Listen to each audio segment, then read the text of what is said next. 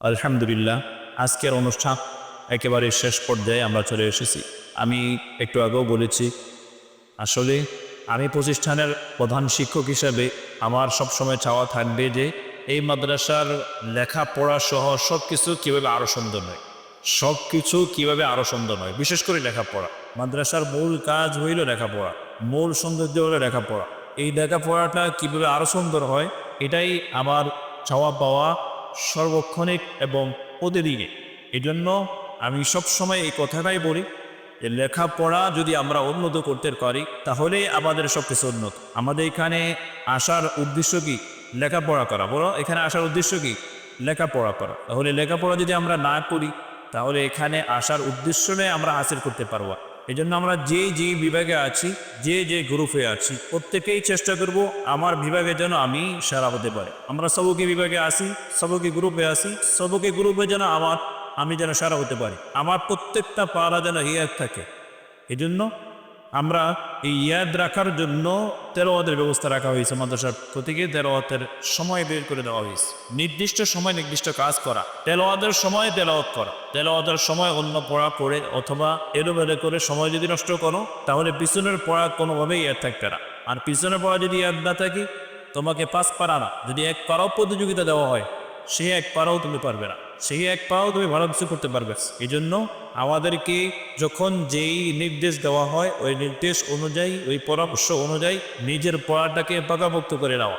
দেখো, আজকে তোমরা 5টা পারা ভালোভাবে প্রতিযোগিতা দিতে পারো না, অথচ তুমি 30 পারা হাফেজ, 30 পারা হাফেজ তুমি, অথচ এখানে এসে একটা প্রশ্নের উত্তর তুমি সুন্দরভাবে দিতে পারো না। শুধু একটা প্রশ্ন তোমাকে করা হয়েছে, এই একটা প্রশ্নের উত্তর তুমি সুন্দরভাবে দিতে পারো নাই, অথচ তুমি 30 পারার হাফেজ। তাহলে বলো, তুমি 30 পারার হাফেজ, এই কথাটা থেকেই তোমার জীবন শেষ, তোমার সফলতা?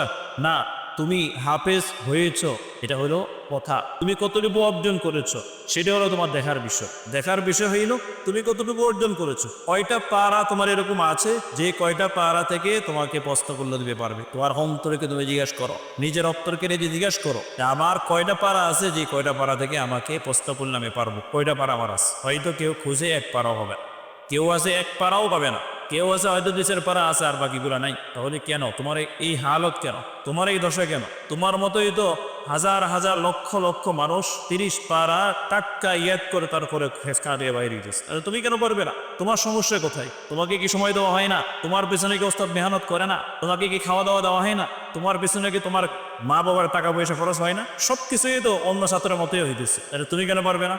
তোমার সমস্যা কোথায়? তোমার বিবেককেই তুমি এই প্রশ্নটা করে রাখো। এজন্য সামনের প্রতিযোগিতায় এরকম হতাশাজনক ফলাফল, হতাশাজনক প্রতিযোগিতা যেন আমরা আর না দেখি। অনুরোধ তোমাদের কাছে, 5টা পারা করে যদি এড করো প্রত্যেক মাসে, তাহলে 6 মাস যদি তুমি এরকম প্রতিযোগিতা দিতে পারো, আচ্ছা 30 পারা তোমার এড হয়ে যাবে। এই প্রতিযোগিতার মাধ্যমেই তোমার 30টা পারা এড হয়ে যাবে। এজন্য প্রতিযোগিতাকে গুরুত্ব সহকারে দেখতে হবে। আমরা অনেকে আছি মনে করি যে প্রত্যেক মাসে প্রতিযোগিতা আসে আর যায়, এটা আসবে আর যাবে, এটা প্রাকৃতিক খেলা, এটা আমার কোনো কিছু করার নেই, আমি যদি পারছি তো পারছি, না পারলেই নাই, এরকম মনে করো না। তোমার অন্তরের মধ্যে এরকম ভাবে তুমি প্রত্যয় নিতে হবে যে আমি পারবো, এই প্রতিযোগিতায় আমি 1 নম্বর হব, আমি পুরস্কার গ্রহণ করব।